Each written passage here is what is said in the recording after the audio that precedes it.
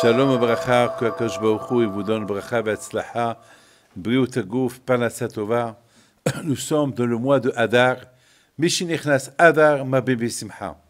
Lorsque le mois d'Hadar il arrive, on ajoute la joie. Marbin Besimcha. Avec il faut savoir une chose. C'est quoi la raison pourquoi le mois d'Hadar il est tellement spécial que le mois d'Hadar on ajoute la joie? Qu'est-ce qu'il y a eu? Qu'est-ce qu'il y a dans le mois d'Hadar? Qu'est-ce qu'il y a de spécial dans le mois d'Hadar? Alors, à Bouddha, il faut savoir une chose, que dans le mois d'Hadar, la spécialité du mois d'Hadar, c'est qu'on a eu beaucoup de miracles, ce mois-là. C'est un mois de Mazal, c'est un mois bénéfique, c'est un mois que le peuple de Am Israël, il venait de renaître. C'est un mois de mariage. C'est un mois de prospérité. Mishinichnas Hadar, et en plus, c'est un mois de Kabbalat Torah. C'est dans ce mois-là que Béhémet, on a reçu la Torah. On a reçu la Torah 2 fois. On l'a reçu à Shavuot. Et après, les Bnei Israël, ils l'ont encore reçu à Purim. Pourquoi? C'est quoi la différence entre Shavuot et Purim? À Shavuot, on a reçu la Torah. On a dit Naaseh v'nishma. On accepte. On était heureux, on était content, on a vu des miracles. Mais Haramim disent que à Israël, ils n'ont pas dit Naaseh v'nishma avec le fond de leur cœur. C'est comme si, par exemple, je fais vivre quelqu'un. Je donne à quelqu'un toujours de quoi vivre. Je donne l'argent, la voiture, je donne la maison, et je lui donne, et je lui donne, et je lui donne, et je lui donne. À la fin, si je lui demande un service, il va me dire oui. Pourquoi? Parce qu'avec tout ce que je lui ai fait, il ne peut pas me refuser. C'est tout. Donc là aussi, les bénis Israël à Matan Torah, après tous les miracles que les Juifs ils ont vus en Égypte, ils ont vu Kriyat Yam Souf, ils ont vu, comment ça s'appelle, les 10 makot que Hachem il a donné aux Égyptiens, ils ont vu ils ont vu tellement. Vous savez, à Kriyat Yam Souf, ils ont même vu la Shekhinah, alors qu'ils étaient à 49 degrés de Touma. Comment quelqu'un qui peut être pourri, sale, il peut serrer les mains d'un roi? Impossible. Et eux, ils étaient tellement sales dans les 49 degrés de Touma, ils ont vu la présence de Hakadosh Baruch Hu. Donc, mes amis, on voit que Hakadosh Baruch Hu, il a trop gâté les Juifs. Il les a gâtés. Il leur a montré, Hachem, il leur a fait un grand kavod. Il est descendu du ciel pour leur donner la Torah. Alors, ils n'avaient pas le choix. Ils ont dit Naaseh v'nishma. C'est ce qu'on appelle, ils étaient anoussim. Et c'est comme si quelqu'un, il te fait un bien pour te dire je t'aime. Vous savez que lorsqu'une personne, elle marie quelqu'un, un mariage, ça devait être un mariage d'amour. Ça doit être un mariage que les deux, ils se plaisent, que vraiment, les deux, ils veulent construire un bon foyer. Vous savez que lorsqu'il y a un mariage d'argent, la fille elle se marie avec quelqu'un parce qu'elle est riche, ou le garçon il se marie avec une fille parce qu'elle est belle, parce qu'elle est très très belle, et il ne voit pas ses qualités. À la fin, une fois qu'elle va être un peu moche, il va la divorcer. Et là aussi, la fille, une fois que son mari va être pauvre, là, il va perdre son argent, elle ne va plus l'aimer, elle va le divorcer. Moi, je connais des cas comme ça. Dans ma vie, j'ai vu des gens qui ont divorcé à cause de l'argent, parce qu'il n'a plus d'argent. Ben, je connais des histoires comme ça.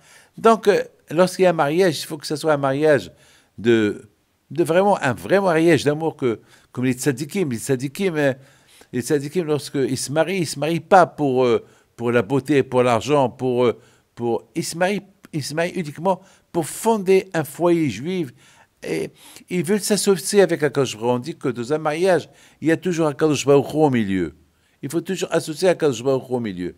Donc c'est ça, c'est très important que c'est Am Israël. c'est à Israël, ils ont dit Naase Vinishma. C'était pas parce que vraiment ils connaissaient Hachem à 100%. Non, ils ont dit Naase Vinishma. Parce que c'est comme s'ils n'avaient pas le choix. C'est comme ils étaient, ils étaient forcés de le dire parce que avec tout ce que Hachem a fait pour eux, alors il y avait un intérêt. Mais Rabotai, quand est-ce que vraiment les Juifs ils ont découvert que Akadosh Baruch Hu, c'est le vrai mari, ils les adorent, ils les aiment, ils ont découvert eux aussi, ils aiment Akadosh Baruch Hu à Purim. À Purim, lorsqu'ils ont vu que Haman il voulait tuer tous les Juifs qu'il y avait dans le monde. Il y avait 127 pays, il connaissait les noms de tous les Juifs. Il connaissait même les noms des Juifs qui se sont convertis. Il avait une liste. Tous les Juifs, ils habitaient là, ils savaient où les atteindre. Donc ça veut dire, à l'époque de Haman, il ne va y avoir aucun Juif qui va vivre. Et il y a eu un miracle. Vous savez, mes amis, même que Akadosh Baruch Hu il a juré que jamais le peuple juif il soit éteint, mais quand même, que Dieu préserve, il pouvait avoir un Shoah. N'oubliez pas que Hitler il a tué 6 millions de Juifs. Au Moyen-Âge, les croisades, ils ont tué des millions de Juifs. Vous savez, pendant le premier Beth Amikdash qui a été détruit, des millions de Juifs ont été tués. Et le deuxième Beth Amikdash, des millions de Juifs ont été tués. Il pouvait y avoir des millions de Juifs tués par Haman. Mais Akadosh Baruch Hu, il a fait un miracle. Un miracle spectaculaire. Aucun Juif n'a été tué. Aucun Juif n'a été tué. Là, les Juifs, ils ont vu ça. Les Juifs, 127 pays. Il y a les Juifs dans 127 pays. Et dans les 127 pays, aucun cheveu d'un Juif est tombé. Là, Béhémet, là, Israël, ils ont dit Hachem, on t'adore, on aime ta Torah, Naase Vinishma, on fait ce que tu veux. Donc on voit que le Naase Vinishma de Purim, il était très important. Vous savez, c'est quoi Naase? Ça veut dire on fait. C'est quoi Nishma? On écoute. En général, si moi je propose une voiture à quelqu'un, eh ben, il va me dire, je peux voir la voiture pour voir si elle vaut le prix. Et là, je lui montre, il peut me dire oui, il peut me dire non. De même, la Torah. Lorsque Hachem propose la Torah, les Bénissa, ils auraient pu dire, alors dis-moi, c'est quoi cette Torah? Explique-nous ce que tu vas nous donner. Et Hachem va leur expliquer. Là, ils vont dire oui ou non. Mais là, ils n'ont même pas dit qu'est-ce que tu vas nous donner. Et ils ont dit, on fait. On ne veut pas savoir ce que tu vas nous donner. Déjà, on te dit de maintenant, on fait. Ah. Alors, ça veut dire que le Naase Vinishma, qu'ils ont dit les Juifs, l'amour qu'ils ont montré les Juifs, à Purim, à Kadosh Baruch Hu, c'était un amour, vraiment, un amour de 100%. Là, ils étaient prêts à faire pour Hachem n'importe quoi. Et à Kadosh Baruch Hu, il leur a montré vraiment combien il les aime. À Matan Torah, ils ont dit aussi Naase Vinishma, mais on dirait qu'ils étaient forcés de le dire. Parce qu'ils ont dit Naase Vinishma uniquement par rapport à tous les biens que lui, il leur a fait. C'est tout. C'est tout. Et c'est tout. Ils n'avaient pas le choix. Mais là, avec Haman, ils ont compris que Bémet, il ne méritait pas que le bon Dieu les protège. Il ne méritait pas la vie. Et malgré tout, Hachem, il leur a donné une longue vie. Alors là, ils ont dit, Hachem, on t'adore, on t'aime. Et c'est la raison pourquoi on dit, Mishinichnas Adar, Marbim Bismaha. Au moment que le mois d'Adar, il arrive, le mois d'Adar, c'est le mois de joie. Alors, on augmente la joie. Alors, il dit, il y a un grand arabe, le Hiddush Harim, il dit, c'est quoi le mois Adar? Il dit, le Hiddush Harim, Rabbi Tzhak Meir Migour, alav shalom, c'était le premier Admour Migour, il dit que le Adar, c'est du verbe dira. Adar, c'est du verbe maison. Ça veut dire, à Purim, on construit une maison pour Akadosh Baruch Hu. Maintenant, d'après ça, je vais répondre une grande question. Il y a une très grande question. Dans la paracha de cette semaine, la Torah dit il faut faire un Akadosh Baruch Hu dit à Moshe Rabbeinu, dites au béni Israël de me faire une maison. Ve'asu li mishkan, ve'shachanti betocham. Qui me font un sanctuaire, une maison. Le Midrash, il dit que Moshe Rabbeinu, il dit à Akadosh Baruch Hu, Ribono shel olam Hashem, comment tu peux me demander que les Juifs, ils vont te construire une maison? Mais il n'y a pas de place où te construire la maison. Tu es partout. C'est comme si on dit à quelqu'un, construis une maison dans le feu. Elle va brûler. C'est impossible. Comment on va construire une maison où toi, Hachem, tu vas résider? C'est impossible. Alors quand je vois dit, ah, Moshe, tu n'as pas compris. Je ne t'ai pas demandé de me construire une maison. Je sais que je suis partout. Il faut être réaliste, mes amis. Akadosh Baruch Hu, il est partout. Il n'y a pas un endroit où il n'y a pas Akadosh Baruch Hu. Là où tu te tournes, il y a Akadosh Baruch Hu. Là où tu poses tes mains, il y a Akadosh Baruch Hu. Tu rentres aux toilettes, il y a Akadosh Baruch Hu. Tu montes à la Lune, il y a Akadosh Baruch Hu. Tu vas à Mars, il y a Akadosh Baruch Hu. Là où tu vas, il y a Akadosh Baruch Hu. Alors Moshe Rabbeinu, il a dit à Akadosh Baruch Hu, on va te construire une maison. Tu es partout. On va construire une maison sur toi. Comment? Tu es partout. Alors Akadosh Baruch Hu lui a dit, non, t'as pas compris. T'as pas compris. Je veux simplement le fait que eux ils vont construire un sanctuaire. Alors ils vont se rappeler que je vais être dans chaque juif, à l'intérieur de chaque juif. Finalement, Akadosh Baruch Hu, ça demande à lui, il est quoi? Il veut habiter, il veut résider en nous. En nous. C'est ça ce que Hachem il veut. Il faut savoir une chose. Et ça, c'est quelque chose que j'ai dit ce matin. Akadosh Baruch Hu, il est partout. Mais il n'est pas en nous. Pourquoi? Parce que pour qu'il soit en nous, il faut que nous, on soit prêts à l'inviter, à pénétrer, à rentrer en nous. Il faut. Ça, c'est ce que Hachem dit. Il dit Hachem Asu li Mishkan. Moi, je suis partout, mais je ne suis pas en vous. Pourquoi? Parce que pour que je sois en vous, il faut que vous acceptez que je suis en vous.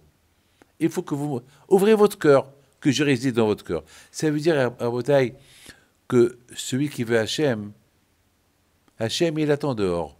Hachem, il est partout. Ouvre avec ton cœur. Ouvre ta porte. Ouvre la porte de ton cœur et Hachem, il va pénétrer. Et Hachem, il va résider. Il va rentrer à l'intérieur. C'est ça, mes amis. Ve'asu li mishkan, ve'shachanti betocham. Mes amis, il faut savoir une chose. Je me suis posé une question. Pourquoi à Purim, un jour avant Purim, pourquoi on jeûne? Pourquoi on jeûne? On dit que tout le mois de Hadar, c'est le mois de la joie. Alors, puisque c'est le mois de la joie, alors pourquoi il faut jeûner? Je ne vois pas pourquoi il faut jeûner. Le contraire, tout le mois de Purim, on doit jeûner. Pardon, on doit être heureux, on doit être content. Pourquoi jeûner le mois de Purim? Pourquoi?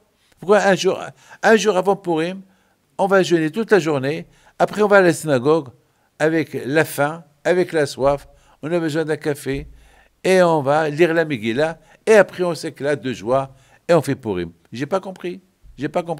Pourquoi on doit jeûner? Le contraire, ça devait être un jour de joie. Pourquoi jeûner? Eh bien, Rabotai, il faut savoir une chose. Pour apprécier le miracle que Hachem il a fait avec nous à Purim, que Haman il a voulu exterminer tout Am Israël, la grande Shoah, ça veut dire, c'est la Shoah finale. C'est-à-dire, ce n'est pas une demi-Shoah. Ce n'est pas une demi-Shoah. Tu es un peu des Juifs. Tu es tous les Juifs. La Shoah finale. C'est un jour, Rabotai, qu'on n'a pas le droit de l'oublier. C'est un jour qui doit rester mémorable, dans la tête, tout le temps. Et c'est la raison pourquoi Hachamim, ils ont décrété qu'on fait une ta'anit, qu'on fait un jeûne. Pourquoi? Parce que c'est grâce à ce jeûne-là que les Juifs, ils ont jeûné un jour avant Purim. C'est ça qui a fait que la Gezerah de Haman elle a été annulée. C'est vrai, Mishinichnas Adam Abibi Simcha, c'est vrai, lorsque le mois de Hadar, on commence le mois de Hadar avec joie, tout le mois de Hadar, et après on enchaîne le mois de Nissan. Très bien. Alors pourquoi on jeûne le jeûne? Eh bien, c'est grâce à ce jeûne-là. Grâce à ce jeûne-là qu'on a jeûné avant Purim et toutes les prières qu'on a priées pourquoi Hachem il annule la Gézéra. C'est ça qui nous aide jusqu'à maintenant, quand Am Israël, le peuple juif, il est vivant. Vous avez compris? C'est grâce à ça qu'aujourd'hui, nous, on maintient, on est là aujourd'hui. C'est grâce à ça. C'est grâce à cette teshuva qu'on a fait. Cette grande teshuva qu'on a fait. Le mois d'Adar, le teshuva qu'on a fait un jour avant Purim, on a crié, on a prié à Akadosh Baruch Hu. Eh bien, Akadosh Baruch Hu, il a fait que, Baruch Hashem, la Gézéra, elle a été annulée. Et c'est la raison pourquoi elle fait partie de la joie. Ce ta'anit-là, il fait pas. C'est grâce à ce ta'anit-là qu'on se rappelle ce qui s'est passé avant. Eh ben, c'est grâce à ça. C'est ça qui a apporté la joie. Eh ben, c'est la raison pourquoi on jeûne pour me dire merci à Akadosh Baruch Hu que, comme aujourd'hui, on a jeûné, on a prié et tu as éliminé toutes les réserves. Étant donné que, mes amis, on ne sait pas qu'est-ce que la vie nous réserve, alors, un jour avant Purim, on jeûne pour réveiller, pour rappeler ce qui s'est passé. Et s'il y a quelque chose que nous, on ne sait pas qui va se passer, alors ça va passer, ça va s'annuler. Alors, sur ce, je voudrais vous raconter une belle histoire que... Alors, maintenant, vous comprenez c'est quoi? Ne croyez pas que c'est facile d'être la maison d'Hachem. Je voudrais vous raconter une histoire spectaculaire, que ce n'est pas tout le monde qui la connaît. Il y a une femme, lorsque j'étais à Paris, il y a une femme qui était mariée une fois, elle a divorcé, elle avait 2 garçons, elle s'est mariée la 2e fois, et elle a eu encore 2 garçons, 2e mariage. Et entre-temps, elle a aujourd'hui, à cette époque-là, elle avait à peu près 40 ans, 41 ans, 42 ans. Et chaque fois, elle venait chez moi, me dire, Rabbi David, je veux une fille. J'ai 4 garçons de 2 maris. Je veux une fille. Je veux une bracha, une fille. Et tout le temps, elle vient, elle vient, elle vient. Une fois à Shavuot, maintenant, il y a à peu près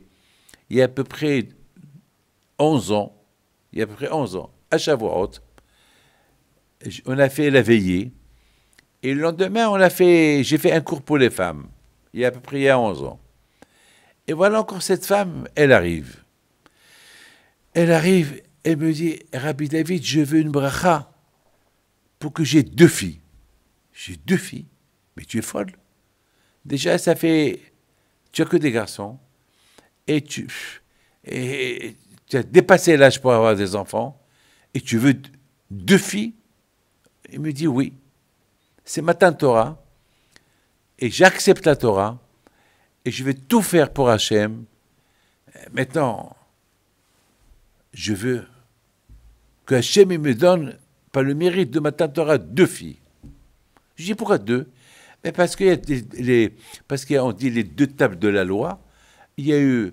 Il me répète, il me dit, parce que 2 fois les Juifs, ils ont accepté la Torah, une fois ils l'ont accepté à Shavuot, et une fois ils l'ont accepté à Purim. Et grâce à Purim, maintenant, tout Am Israël a accepté la Torah avec ferveur, avec émouna. Alors maintenant, à Shavuot, je suis en train de dire à Hachem, je n'ai pas accepté la Torah parce que je n'avais pas le choix, j'ai accepté la Torah parce que je t'aime. Lorsqu'il m'a parlé comme ça, je l'ai regardé, je vous donne la parole d'honneur. Je n'avais pas de parole, je ne savais pas quoi lui dire. J'étais bête. Je lui dis, il y avait là-bas au moins 200-300 femmes. Je dis, mesdames, cette femme-là, elle veut 2 filles. Ah, tout le monde dit, ah, parce qu'ils connaissent, elle est âgée, et tout le monde qui la regarde. Alors, j'ai dit à tout le monde, alors on va tous prier pour elle. Si Dieu veut l'année prochaine, Be'ezat Hashem, la Shavuot de l'année prochaine, elle va venir avec 2 filles. Et ça a crié de partout. Toutes les familles ont dit Amen, Amen, Amen, Amen, Amen. Mes amis, 2 mois plus tard, elle m'annonce qu'elle est enceinte. Quelque temps plus tard, elle m'annonce qu'elle a des jumeaux. Quelque temps plus tard, elle me dit elle est enceinte de 2 jumeaux, 2 filles. Et quelque temps plus tard, elle a eu 2 filles. Comment vous comprenez ça? Comment vous comprenez ça? La tfila, la prière, la force de la prière. Et le Shavuot d'après, eh ben, il est venu avec 2 bébés à la synagogue. Et tout le monde a vu ce miracle-là. Tout le monde a vu ce miracle-là. Ça, mes amis, lorsqu'on accepte la Torah avec cœur, lorsque tu acceptes la Torah avec cœur, alors, à quand je vais l'écouter. Maintenant, j'ai compris pourquoi pendant 40 ans, dans le désert, toujours, les Juifs, ils avaient toujours des problèmes avec le bon Dieu. Alors, d'un côté, ils mangeaient la manne. D'autre côté, c'était le manger qui descendait du ciel. D'un côté, ils avaient de l'eau. De l'autre côté, il y avait des miracles, des miracles. Il y avait des scorpions, des serpents qui n'approchaient pas chez les Juifs. Les Juifs, ils étaient entourés avec 7 nuées. On était comme hiver, il faisait beau temps. C'est la folie. Et malgré tout le temps, il y avait des disputes. Il y avait Korah, la guerre de Korah. Il y avait toujours la guerre. Les Meraglim, les espions qui ont critiqué Israël. Alors, c'est de la folie. J'ai rien compris. J'ai rien compris. Avec tous les miracles qu'ils ont vus, encore toujours, ils trouvent des excuses pour tester le bon Dieu et pour faire du mal à Moshe Rabbeinu. Parce que quand je refinis, il leur a dit, vous savez quoi? Vous n'allez pas rentrer en Israël. Vous tous, vous allez mourir dans le désert. Et c'est que vos enfants seuls. Il va y avoir la nouvelle génération qui va rentrer en Israël. Mais tous ceux qui ont, à partir de 20 ans, ils vont mourir dans le désert. Eh bien, aucun n'est resté vivant. Ils sont tous morts dans le désert. C'était leurs enfants qui sont rentrés en Israël. Les femmes, ils ne sont pas mortes. Les femmes, ils ne sont pas mortes. Parce que les femmes, ils aimaient Israël. Mais réfléchissez bien, avec tous les miracles que les Juifs, ils ont vus, et c'était têtu. Pourquoi? Eh bien, mes amis, c'est parce que il faut comprendre que pour se nettoyer, quelqu'un qui travaille dans les mines, pour qu'il se lave, il faut du savon, il faut du shampoing, il faut, je sais pas, il faut aussi un gant pour enlever la saleté. C'est pas on va rentrer dans l'eau, une douche et ça y est. Non, il y a toujours des traces du charbon. Vous savez, il y a toujours des traces du charbon. Il y a même des gens on voit, les gens qui travaillent dans les maçons, ils ont toujours les mains sales. Pourquoi? Parce que c'est une saleté que jamais elle va partir. Mes amis, les Juifs qui ont quitté l'Égypte, avec tous les miracles qu'ils ont vus, il y avait toujours un peu de saleté. Pourquoi? Parce qu'ils n'ont pas fait des efforts. Parce qu'ils ont eu tout gratuit. Ils sont restés dans le gratuit. Et lorsqu'on reçoit que le gratuit, alors on perd tout. Mes amis, il y a une différence entre un milliardaire qui a gagné au loto et un milliardaire qui a travaillé pour être milliardaire. Un milliardaire qui a gagné au loto, de la même façon qu'il a gagné au loto 1 milliard, il peut le perdre parce qu'il n'a pas travaillé pour l'avoir. Mais quelqu'un qui a gagné 1 milliard parce qu'il a travaillé dur, il va pas le perdre facilement. Il va pas le perdre. Pourquoi? Parce qu'il a travaillé dur pour l'avoir. Il a travaillé dur pour l'avoir. Chaque fois qu'il va investir quelque part, il va réfléchir avant d'investir. Mes amis, les Juifs qui ont quitté l'Égypte, ils ont tout gagné comme un loto. Ils avaient tout l'aïmouna. Ils n'ont pas travaillé pour avoir l'aïmouna. Ils étaient obligés. C'était tout. Sans travail, ils ont acquis ce qu'ils ont acquis. Parce qu'Hachem, il devait les libérer. Il n'avait pas le choix, Akadosh Baruch Hu. Mais Akadosh Baruch Hu, il a tout fait pour les aider, pour qu'ils soivent, pour qu'ils ont la émouna en lui à 100%, et ils sont restés toujours médiocres. Et alors, à la fin, ils étaient obligés de mourir tous dans le désert. Quand est-ce que les Juifs, ils ont vraiment reconnu Hachem à 100%, à dire « En od melebado ». Ils avaient l'émouna, mais la vraie, les 100%, pas que les 99%, les 100%, hein, qu'à l'époque de Mordechai et Esther. Là, ils sont arrivés à dire « En od milbado ». Hachem, on est fiers de toi, on est fiers de ta Torah. Maintenant, on sait que ta Torah, elle est belle. Ah, on veut s'attacher à toi. mes amis, je termine. Maintenant, on comprend très bien que Haman, lorsqu'il a vu le plus grand miracle, écoutez bien ça et je termine, le plus grand miracle de la fête de Purim, c'est quoi? C'était lorsque Haman y voit les Juifs qui sont en train de prier pour que la Gézara soit annulée. Partout il y avait, préparez-vous le 14 Adar, tuez les Juifs. 124 pays, ils se préparaient, ils ont préparé les couteaux, ils ont tout préparé pour le grand jour. Il voit les Juifs qui sont en train de prier. Il n'a pas eu peur. J'ai pas compris.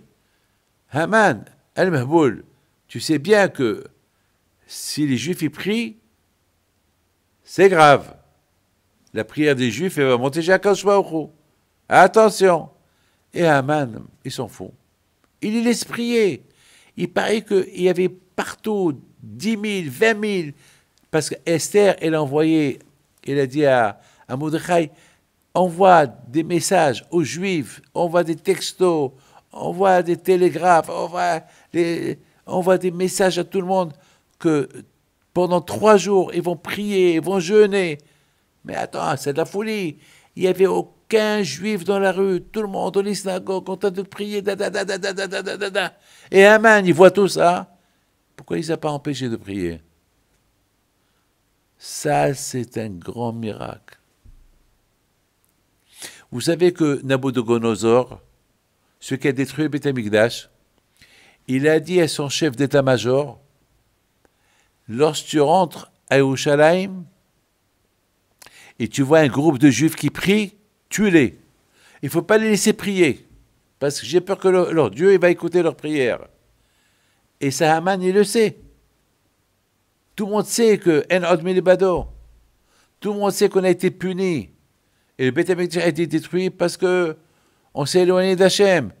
Et là, c'était le moment qu'on va s'approcher d'Hachem. Et Hachem, il va nous rapprocher vers lui.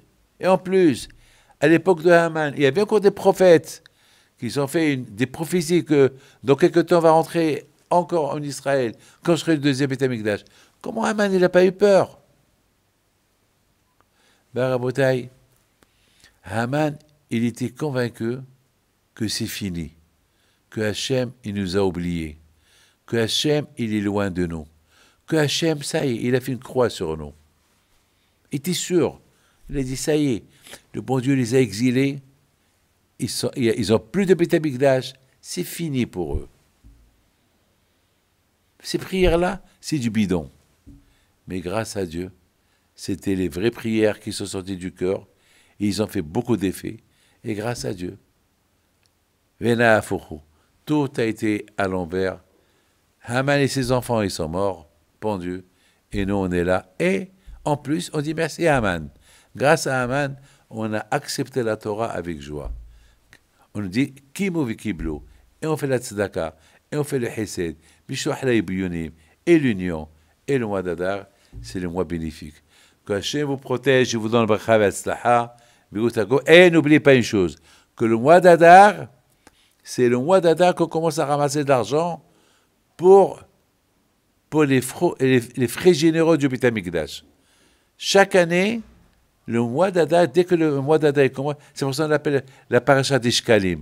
Le mois d'Adar, on ramasse l'argent, les mahatzita shekel pour construire le Beth Amikdash. Alors, le mois d'Adar,